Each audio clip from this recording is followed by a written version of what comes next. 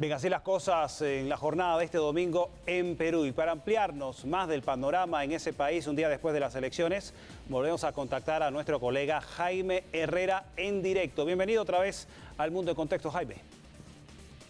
Hola Carlos, ¿cómo estás? ¿Qué tal? Un placer saludarte y establecer este contacto contigo desde el Perú, específicamente desde la región Cajamarca, que se ha convertido en el epicentro de la noticia estos últimos días, sobre todo ayer, que fue la elección y que fue escenario de la votación del, hasta el momento, virtual presidente de la República, Pedro Castillo Terrones, Carlos. Jaime, una precisión que acabas de hacer muy importante. Virtual presidente porque todavía faltan algunos votos por escrutar. Ha cambiado el panorama desde la mañana hasta hora de la noche. Comenzó siendo Keiko Fujimori arriba en los escrutinios, pero ya en la hora de la tarde y la noche ha cambiado el panorama. ¿A qué se debe esa situación, Jaime?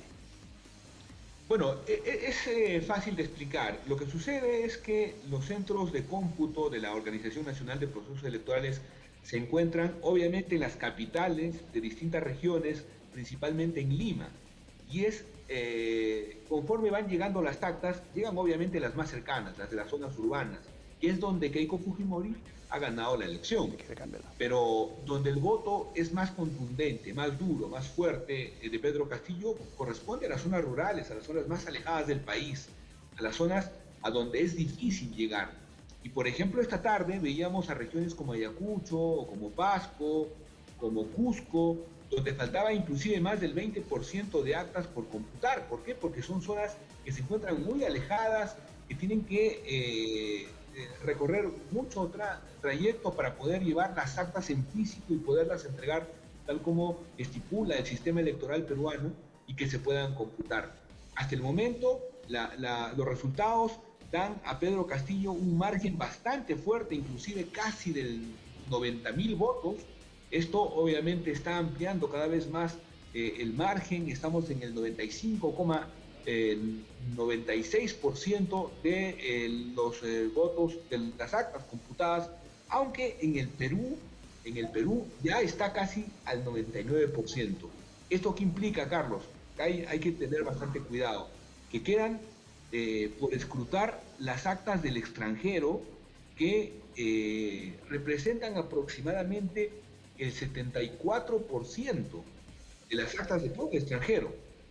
Estamos hablando de más de 600.000 votos que podrían cambiar el escenario, que podrían beneficiar a Keiko Fujimori si es que hay una diferencia bastante amplia entre Keiko Fujimori y Pedro Castillo. Recordemos que ella ganó la elección en el extranjero, sin embargo, el margen no es muy amplio. Y así que en este momento la situación de muchos peruanos, de muchos militantes de ambos partidos es de bastante expectativa porque, digamos, si bien Pedro Castillo ha ampliado este margen, al final se va a contar voto a voto y esto va a definir quién será el próximo presidente o presidente de la República, aunque, como te repito, quien tiene más probabilidades definitivamente es Pedro Castillo.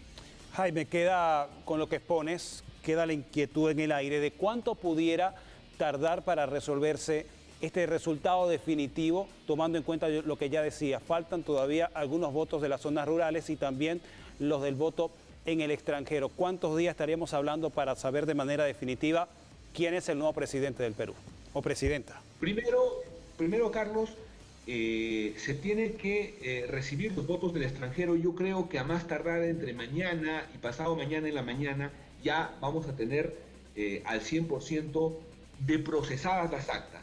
Sin embargo, escucha, eso no termina con el proceso, porque hay más de 1.000 actas que han sido observadas o que han sido impugnadas y que se encuentran en manos del Jurado Nacional de Elecciones.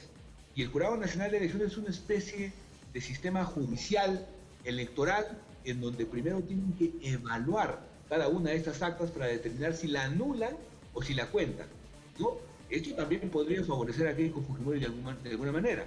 Entonces, hay una primera instancia, que es el Jurado Electoral Especial, donde definen qué es lo que está pasando con esas actas, y luego, si es que hay una impugnación o hay una apelación, pasa a otra instancia, que es el Jurado Nacional de Elecciones, y es la última instancia. Esto puede llevar incluso hasta 2 o 3 semanas. O sea, en realidad, el suspenso todavía nos va a mantener a muchos comiéndonos las uñas durante todos estos días, Carlos. Así que vamos a estar hablando por varias jornadas, como lo adelantas, sobre esta definición en el Perú. También importante precisar qué información tienes al respecto de declaraciones recientes de Keiko Fujimori y de parte de su comando de campaña, que ya están adelantando ahora la matriz del fraude desde la acera de Keiko Fujimori. Ya han instalado en las redes sociales una etiqueta que dice fraude en la mesa. ¿Cómo va esta denuncia adelantada por parte del comando de campaña de Keiko Fujimori? Lo que pasa es que justamente este último dato que te acabo de dar es lo que reclaman los fujimoristas. O sea, hay más de 1000 actas observadas, muchas de ellas son en Lima, no tantas, son alrededor de 300 en Lima, donde los personeros o los miembros de mesa impugnan o dicen que esa acta no vale, o el mismo sistema lo rechaza. ¿Por qué? Porque vamos a suponer que al momento de sumar los votos no coincide con el número de electores. Entonces, obviamente, el sistema lo rechaza. O puede ser que algún personero de Perú Libre o del mismo fujimorismo puedan haber dicho que estas actas no han sido llenadas correctamente, le falta una firma o hay algún indicio de vicio, valga la redundancia. Entonces, es por eso que esas actas han sido impugnadas. Eso es lo que está reclamando el fujimorismo. Sin embargo, o sea, no podemos hablar de fraude porque estamos cumpliendo, el Perú está cumpliendo con el proceso electoral cabalmente.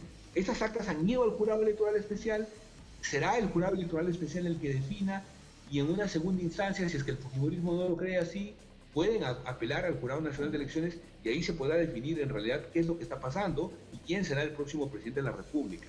Si bien Pedro Castillo tiene un margen bastante amplio, te decía más de 90.000 votos, eso no implica que él ya haya ganado, le decimos virtual presidente, pero todavía no podemos decir que haya ya un presidente mientras no se cuente hasta el último voto, tanto de las zonas rurales, del extranjero y también las actas que han sido observadas y impugnadas en el Jurado Nacional de Elecciones, Carlos.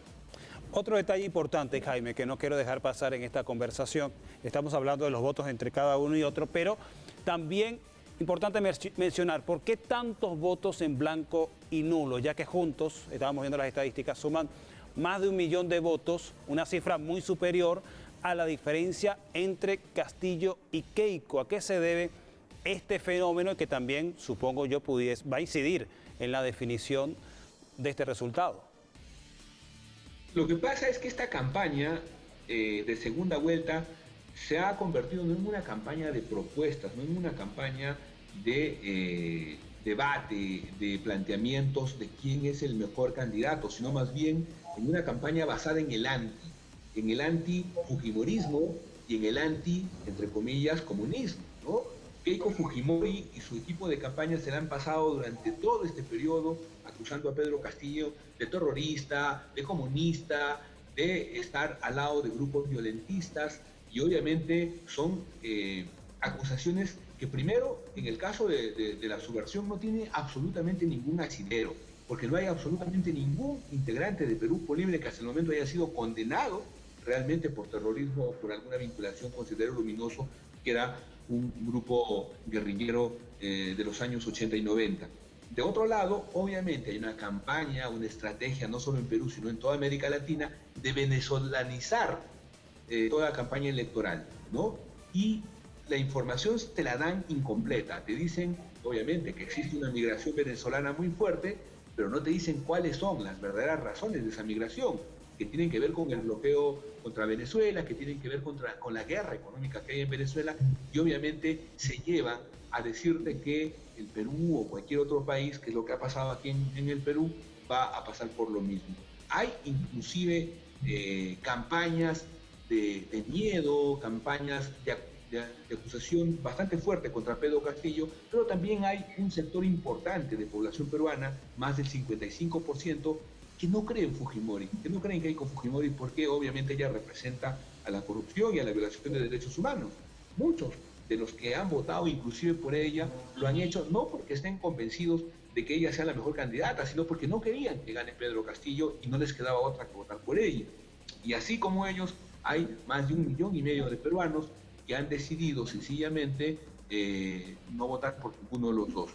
Eso es, en realidad, la explicación que es muy contundente, ¿no? Es una vez más que los peruanos han terminado diciendo que tienen que votar por un mal menor.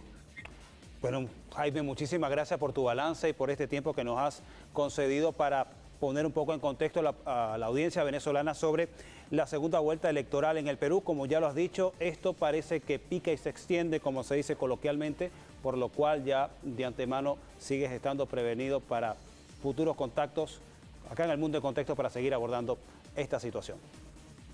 Con todo gusto, Carlos. Un gusto en saludarte, un abrazo a ti y a toda la teleaudiencia de BTV.